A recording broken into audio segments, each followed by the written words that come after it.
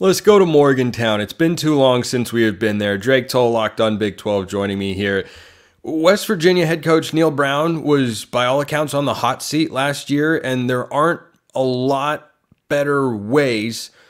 There are better ways to say than what I just said. But anyway, there aren't many better ways to quiet down the hot seat talk than a good old 9-4 season for the Mountaineers. Was that a blip on the radar to you, or is this sustainable? Gosh dang it, Neal Brown. I think the funniest sentence in the world on May 10th or whatever it is West Virginia football coach Neal Brown. Because a year ago, it was like, oh, poor guy. There was like the hot seat, and then this seat just disintegrated a long time ago and no longer exists anymore. So Neal Brown's just kind of hanging out for a bit before he gets fired. And then the guy stumbles upon 9 wins. And now the question is it sustainable for a guy who returns? There's just bugs everywhere. Welcome to Arkansas. It returns Garrett Green as quarterback and a backfield loaded with Jaheim White and CJ Donaldson. Like, those are names in college football. You're like, oh, yeah, I've heard of those guys. And in the Big 12, I think that's going to get you in a pretty good direction. Should West Virginia be just as good this 2024 season? I think so. It's just a matter of a schedule that's not too kind.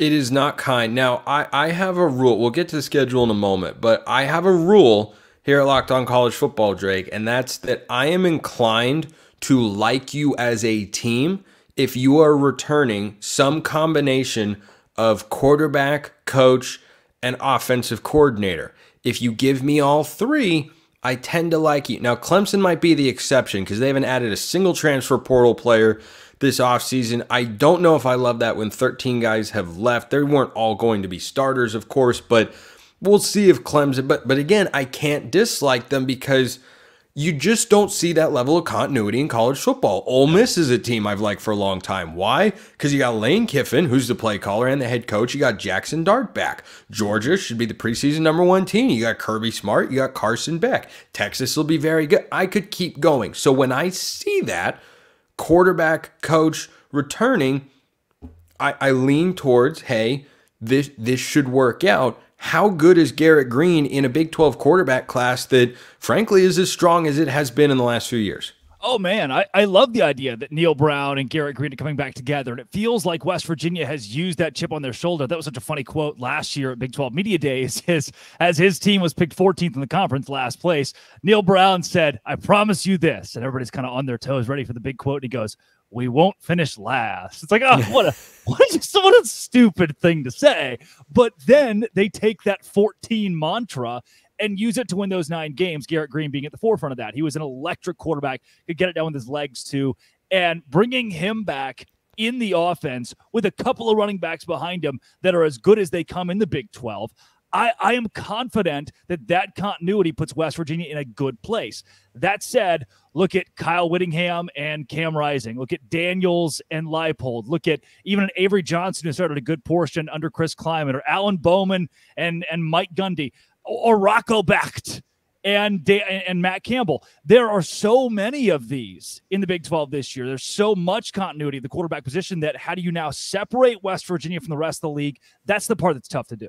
Yeah, it is. And I don't think there's a ton of separation. You look at Colorado even. You got Deion Sanders, you got Shedeur Sanders, and you certainly have, Shedeur might be the best overall quarterback, at least from an NFL standpoint, in the Big 12, but you go up and down, and before we hopped on to record, we were going up and down the quarterback list in the Big 12, and you go, wait a minute, but before you know it, you're like 8 quarterbacks deep of guys who you expect to be above average, and I think it's going to contribute to the Big 12 being a wildly competitive and fun league. And West Virginia last year, 8-4 in the regular season, won their bowl game. Neal Brown gets doused in mayonnaise because college football. Why the heck not?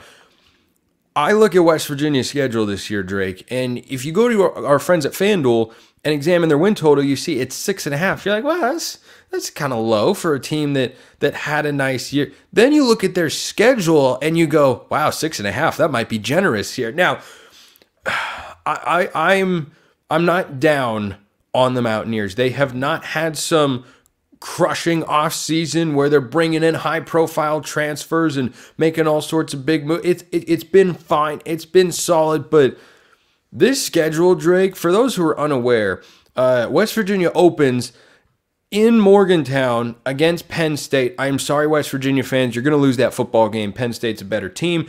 They've got the backyard brawl on September 14th that is on the road. Yep. And then, do you think I've said the hard part of the schedule? I got news for you. I haven't. I have not, because Big 12 play begins like this. Oh, God. Kansas at home, bye. At Oklahoma State, host Iowa State, host Kansas State, at Arizona. I don't know if you could concoct, without Utah in the mix, a more difficult 5-game stretch there. Can the Mountaineers navigate their way through it? And if they win 3 of those games, they might win the national championship. Here's the problem, Spencer. If I told you that, and bear with me a bit, Kansas is going to a bowl game. Yeah. Oklahoma State, that's actually what they do. Iowa State's gotten into a groove. Kansas State might win the Big 12. Arizona has Noah Fafita at quarterback. The only reprieve you get is Cincinnati and Baylor, and then you go right to UCF and Texas Tech, who also should be bowl teams. When you're looking at a Penn State and even Pitt, that's 10. We could deduce 9, 10 teams from this schedule to go to a bowl game. That's not easy, especially with the spattering of those being on the road. For Neal Brown, they want that. They want the blue-collar, coal miner attitude. They went out there and they did what was impossible, and you all doubted us. But at some point, it gets impractical. This is an impractical schedule. Namely with those 5 consecutive games in conference play where you go, oh, none of them look good. I think Kansas could beat Arlington. Oklahoma State, Kansas State, Arizona probably also make those case. You get those in 4 out of 5 weeks. I don't like that. No, I don't like it either. And let's not sleep on going to Lubbock on November 30th to wrap up the regular season. Like maybe fighting for a bowl game there. I completely agree. And I don't think Texas Tech is going to be in wounded animal mode, barring a slew of injuries like they had last year at the quarterback position in particular. And I expect Texas Tech, who's got a win total of 8.5, to be in that 8-9 win range this year for Coach McGuire there. I don't know how much tougher of a schedule you could draw up. And then because they have the backyard brawl rivalry, which I love, they're also tossing in the Penn State game. And for anyone out there who is a college football fan that says, well, Saban and teams, they manipulate their schedules. This is why. Because do you think West Virginia can beat Penn State? Look, I've seen crazier things happen in college football. I once watched Appalachian State beat Michigan. I watched Boise State beat Oklahoma. Like I've seen crazier upsets, but Penn State's a better football team. Yeah. Well, and asking, again, I think you take that as it's the micro, the macro of then asking you to not only beat Penn State or compete in that game and then kind of go week in and week out of just tough games. It's like, oh, shoot, like you couldn't get over the hump in that one. And now I'm going to ask you to kind of do the same thing with a really gauntlet of a Big 12 schedule.